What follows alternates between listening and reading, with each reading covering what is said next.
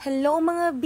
So ayun nga, nakita ko to sa drops ko. Super tagal na pala nito, hindi ko na-upload at hindi ko na paglalaanan ng voice over, diba? So ayan, ngayon marami akong time mga B.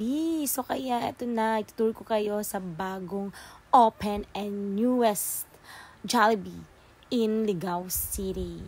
Ayan, so kung makikita nyo, di ba? Sa una kong pagpasok, ang ganda naman, napaka-aesthetic and malaki, and ang cute talaga. Ang galing ng architect dito, yung mga interior designer. So, yun nga, well, to make the story short, so nag-tour lang ako, nag-quick video for the mini vlog for here.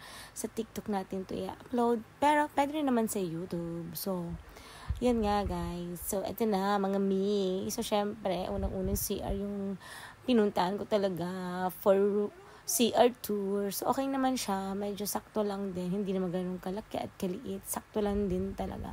So, ayan. So, syempre, bagong-bago pa, diba? So, mabago pa. So, hindi pa siya masyadong mabaho. You know what I mean.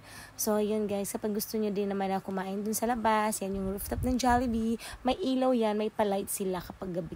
So, paggabi. So, yun. So, ito na nga ang pinaka-newly and napaka-amaze. Kasi ito lang yung nakita kong Jollibee na first time na yung table may wireless charger. So, yan. Hindi ko alam kung applicable yan para sa lahat. So, I think dapat, iPhone. Sure, hindi na. I don't think so if para sa lahat yan or universal charger. So maybe, pero kasi yung phone ko naka-iPhone. So tinry ko. So then, tada, nag-charge naman siya. So ayun na, picture lang and quick. That's it. Thank you. Bye!